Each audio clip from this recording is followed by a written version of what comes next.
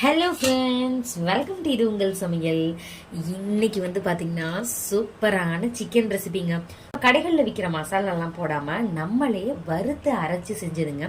அந்த பாரம்பரிய சுவை மாறாமல் உங்களுக்காக இதை செஞ்சு எடுத்துகிட்டு வந்திருக்கோம். நீங்களும் இதை செஞ்சு பார்த்துட்டு எப்படி இருந்துச்சு அப்படின்னு சொல்லுங்கள்.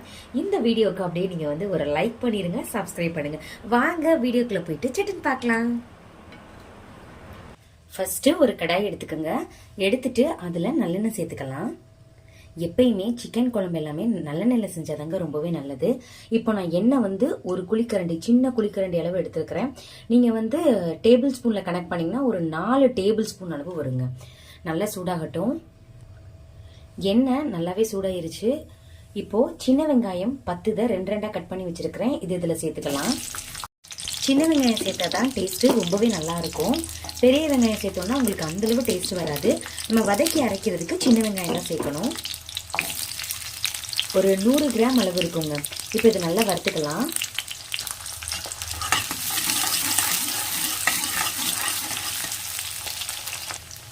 வெங்காயம் பாருங்களேன், கண்ணாடி பதம் வந்துருச்சு.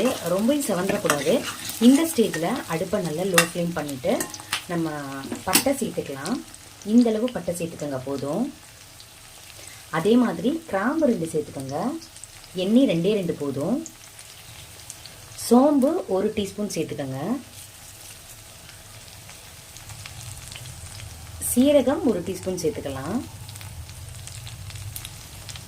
மிளகு 1 டீஸ்பூன் சேர்த்துக்கோங்க. நம்ம காரத்துக்கு மிளகோட காரம் அதில் கொஞ்சம் தூக்கலாக இருக்கணும்.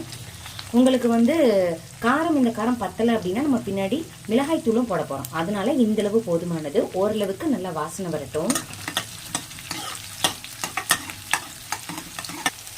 வாசனை நல்லா வந்துட்டு இருக்கு. இப்போ ஒரு 2 கீத்து மட்டும் கருவேப்பிலை இதில் சேர்த்துக்கலாம்.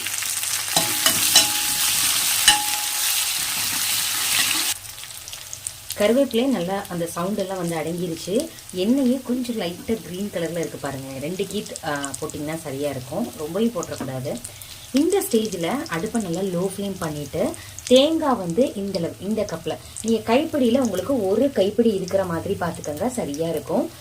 தேங்காய் மூடியில், அரை தேங்காய் மூடியில் பாதி எடுத்திங்கன்னா சரியாக இருக்கும். நல்லா துருவிட்டு அடுப்பை லோ ஃப்ளேம் பண்ணிவிட்டு இதிலையே நல்லா வதக்கி விடுங்க. இந்த தேங்காய் சேர்த்துருக்கோம் இல்லையா, இது நல்ல டேஸ்ட்டும் அந்த கிரேவிக்கு நல்ல திக்னஸும் கொடுக்கும். அதுக்காக தான். வீடே கமகமன்னு நல்ல ஒரு ஃப்ளேவராக இருக்குது. எண்ணெய் ஒரே 1 டீஸ்பூன் தான் சேர்த்துக்கிறேன். இப்போ இதில் 1 இன்ச் அளவு இஞ்சி சேர்த்துக்கோங்க. ஒரு 7 8 பல் பூண்டு இருக்கிற மாதிரி சேர்த்துக்கோங்க. 2 2 கட் பண்ணி வச்சுக்கிறேன். எண்ணெயிலேயே இது நல்லா வதக்கி விட்டுக்கோங்க. இஞ்சி பூண்டை வெங்காயம் சேர்த்து வதக்கணும்ல, அப்பையேவும் நீங்கள் போட்டு வதக்கிக்கலாம். எல்லாத்தையும் நம்ம சேர்த்து தான் அரைக்க போகிறோம். சப்போஸ் நீங்கள் நிறைய குவான்டிட்டியில் பண்ணுறீங்க அப்படின்னா அப்படி தனித்தனியாக வதக்கி நீங்கள் அரைச்சிக்கலாம்.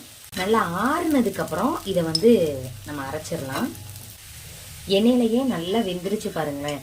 இப்போது இந்த எண்ணெயை விட்டுட்டு இஞ்சி பூண்டு இதை மட்டும் எடுத்துருங்க. நம்ம இந்த எண்ணெயிலேயே தாளிச்சு விட போகிறோம். இப்போ தாளிக்கிறதுக்கு பார்த்தீங்கன்னா நம்ம ரொம்பலாம் சேர்க்க போகிறது இல்லை. கொஞ்சமாக ஒரு 2 இன்ச் அளவு தான் பட்டை இருக்கும், அதை உடச்சி வச்சுருக்கிறேன். அதை சேர்த்துக்கலாம். அப்புறம் 1 டீஸ்பூன் அளவு சோம்பு சேர்த்துக்கோங்க. இந்த அளவு போதுமானது. கலர் நல்லா சேஞ்ச் ஆயிருச்சு. இப்போ பெரிய வெங்காயம் இருக்கு இல்லையா, அதை நீள நீளமாக கட் பண்ணி இதில் சேர்த்துக்கலாம். தாளிக்கும் போது நம்ம எதுக்காக பெரிய வெங்காயம் சேர்க்குறோம் அப்படின்னா ஒரு நல்ல ஸ்வீட்னஸ் கொடுக்கும். சின்ன வெங்காயத்தை நம்ம ஏற்கனவே அரைச்சிட்டோம் இல்லையா, ஸோ ரெண்டுமே சேரும்போது டேஸ்ட்டு ரொம்ப நல்லாயிருக்கும். ரொம்ப சின்னதெல்லாம் நறுக்கக்கூடாது, இந்த மாதிரி தாங்க கட் பண்ணணும். ஓரளவுக்கு நல்லா வதங்கிருச்சு. ரொம்ப கோல்டன் ப்ரௌன் கலரில் பிரியாணிக்கெலாம் வதக்குவோம் இல்லையா, அந்த மாதிரிலாம் பண்ணணும்னு தேவையில்லை. இப்போ ஒரே ஒரு தக்காளியை இந்த மாதிரி சிறுசுமாக கட் பண்ணி இதில் சேர்த்துக்கோங்க. லைட்டாக அதை வதக்கிக்கலாம். இப்போ இதில் பார்த்தீங்கன்னா மசாலா ஐட்டம், அதாவது மிளகாய் தூள், மஞ்சள் தூள் அந்த மாதிரி சேர்க்க போகிறோம். மஞ்சள் தூள் கொஞ்சமாக ஒரு 1/4 டீஸ்பூன் மட்டும் சேர்த்துக்கோங்க. நம்ம ஏற்கனவே சிக்கன் கழுவும் போது நல்லா நிறைய மஞ்சள் தூள் போட்டு நம்ம கழுவிடணும், அப்போ தான் நல்லாயிருக்கும்.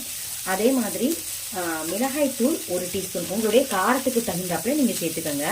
ஏற்கனவே நம்ம வந்து மிளகு வேற சேர்த்துருக்குறோம், அதனால பார்த்துக்கோங்க.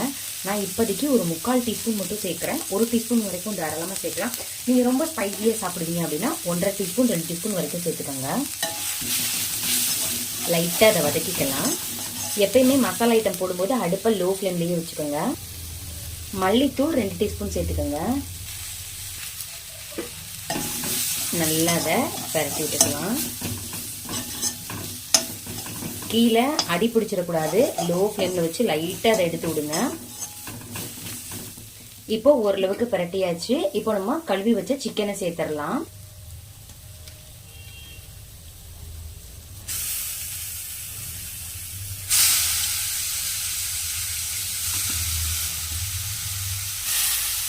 இப்போ இதில் தண்ணி எதுவுமே சேர்க்கக்கூடாது. இதுலையே வந்து நல்லா பரட்டி விடணும். அதுலேருந்தே கொஞ்சம் தண்ணி வரும். 5 மினிட்ஸ் போதும். அதுலேருந்தே தண்ணி வரட்டும். அதுக்கப்புறமேட்டி நம்ம அரைச்சி வச்ச மசாலாவை இதில் சேர்த்துக்கலாம்.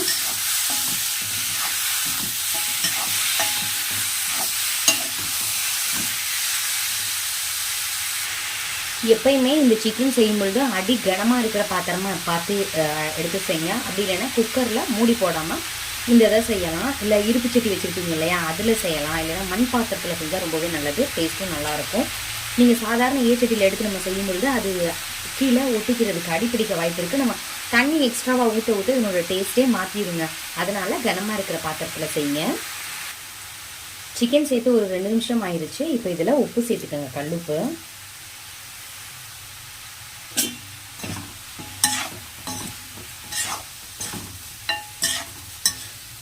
இங்கே பாருங்கள், தண்ணியே ஊற்றல, தண்ணி லைட்டாக வருது பாருங்கள், நிறையா தண்ணி வந்துடும். நல்லா பரட்டிட்டு இப்போ ஒரு மூடி போட்டு ஒரு 5 நிமிஷத்துக்கு மூடி போட்டு நம்ம விட்டுருவோம். அப்படியே மீடியம் ஃப்ளேமில் வச்சு 5 மினிட்ஸ் ஆயிருக்கு. எந்த அளவு இது வெந்திருக்குன்னு பார்க்கலாம். மூடி போட்டே மூடி வச்சிட்டேன் 5 நிமிஷமுமே. பார்த்தீங்கன்னா நம்ம தண்ணி சேர்க்காமலே அந்த சிக்கன்ல இருந்தே அந்த தண்ணியிலே இது வந்துட்டுருக்கு. பாதி வெந்துருச்சுங்க, நல்லாவே பார்த்தாலே தெரியுது. எல்லாமே சிக்கன் பீஸோட இது பாருங்க, பாதி வெந்துருச்சு. இப்போ என்ன பண்ணலாம்னா, நம்ம ஏற்கனவே வதக்கி வச்சிருந்தோம் இல்லையா, அதை நல்லா நைஸாக அரைச்சிக்கோங்க. சிக்கனில் தண்ணியே சேர்க்கலாம், இதில் தண்ணி சேர்த்து அரைச்சிருக்கிறேன். இப்போ இதை இதில் சேர்த்துக்கலாம். எவ்வளோ நைஸாக அரைக்க முடியுமோ அந்த மாதிரி அரைச்சிக்கணும். இன்னும் கொஞ்சம் தண்ணி சேர்த்துக்கலாம்.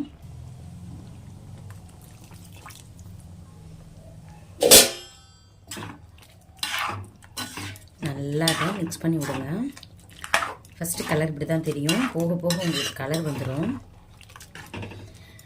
நம்ம என்ன பண்ணணும்னா, இன்னும் கொஞ்சம் தண்ணி சேர்த்து வற்ற விடணும். அப்போ தான் டேஸ்ட்டும் நல்லாயிருக்கும். நல்லா சிக்கன் வெந்துடும். பாதி தான் வெந்திருக்குது. பாதி வெந்த உடனே நம்ம இந்த மசாலாவை ஊற்றிருக்கிறோம். உப்பு காரம் வேணும்னா நீங்கள் குடிச்சு பார்த்துட்டு கொஞ்சம் சேர்த்துக்கலாம். இதில் வந்து உப்பு வந்து கொஞ்சம் கம்மியாக இருக்குது, நான் கொஞ்சோண்டு சேர்த்துக்கிறேன். காரம் வந்து ஏற்கனவே 1/2 டீஸ்பூன் போடல, இன்னும் கொஞ்சம் 1/2 டீஸ்பூன் இதில் சேர்த்துக்கலாம். இந்த அளவு போதும். இப்போ ஒரு மூடி போட்டு நல்லா அதை வேக வச்சிடணும். 10 நிமிஷம் கழிச்சு இந்த மூடி எடுத்து பார்க்கலாம். உங்களுக்கு தண்ணி வேணும்னா அதுக்கேற்ற மாதிரி அட்ஜஸ்ட் பண்ணிக்கோங்க. இப்போ இந்த கன்சிஸ்டன்சியில் இருக்கு இல்லையா, இது இன்னுமுமே கொஞ்சம் திக்காகும் பொழுது கொஞ்சம் கம்மியாகும். அடுப்பை லோ ஃப்ளேமில் வச்சுக்கோங்க. ஹை ஃப்ளேமில் வச்சுட்டிங்க அப்படின்னா எல்லாமே வத்திரும், வேகவும் செய்யாது. 10 நிமிஷம் கழிச்சு பார்க்கலாம். 10 நிமிஷம் ஆயிடுச்சு. மூடி போட்டே தாங்க இருந்துச்சு. பார்க்கலாம். எண்ணெய் எல்லாமே பிரிஞ்சு வந்திருக்கு பாருங்களேன். நம்ம வதக்கும் போது எண்ணெய் நிறைய ஊற்றி வதக்கணும் இல்லையா, அதோட சேர்த்து தானே அரைச்சோம். அது எல்லாமே வந்து பிரிஞ்சு வந்துருச்சு. இந்த அளவுக்கு வேக வைக்கணும். தண்ணி மாதிரியே இல்லை பாருங்க. குழம்பு வந்து தண்ணி தனியா மசாலா தனியா அப்படிலாம் இல்லாமல் எல்லாமே வந்து நல்லா மிக்ஸ் ஆகிருக்கு. நல்லா வெந்துருச்சு. அவ்வளோதாங்க. மேலே அப்படியே மல்லித்தலை தூவி இறக்கிட்டோம்னா சூப்பரான சிக்கன் கிரேவி அட்டகாசமாக இருக்கும். ட்ரை பண்ணி பாருங்க. இது வந்து பார்த்தீங்கன்னா இட்லி, தோசை, சப்பாத்தி, பூரின்னு எல்லாத்துக்கூடையுமே சூப்பராக இருக்கும். சாதத்துக்கூடையும் அட்டகாசமாக இருக்கும். ஒரு சப்பாத்தி மட்டும் வச்சுட்டு நீங்கள் வந்து இந்த கிரேவி வச்சிங்கன்னு வச்சுக்கோங்களேன், ஹெவனுங்க, செம்ம டேஸ்ட்டாக இருக்கும். இன்னைக்கு வந்து நான் சாதத்தில் தான் போட்டு பிசைஞ்சு சாப்பிட போகிறேன். நீங்களும் இதை ட்ரை பண்ணி பார்த்துட்டு எப்படி இருந்துச்சு அப்படின்னு சொல்லிட்டு கமெண்ட் பண்ணுங்கள். உங்கள் ஃப்ரெண்ட்ஸ் அண்ட் ரிலேட்டிவ்ஸ் கூட ஷேர் பண்ணுங்கள். இந்த வீடியோ உங்களுக்கு பிடிச்சிருந்துச்சுன்னா இது உங்கள் சமையலுக்கு சப்ஸ்கிரைப் பண்ணுங்கள், லைக் பண்ணுங்கள். இதே மாதிரி இன்னொரு இன்ட்ரெஸ்டிங்கான வீடியோவில் பார்க்கலாம். தேங்க்யூ, பாய்.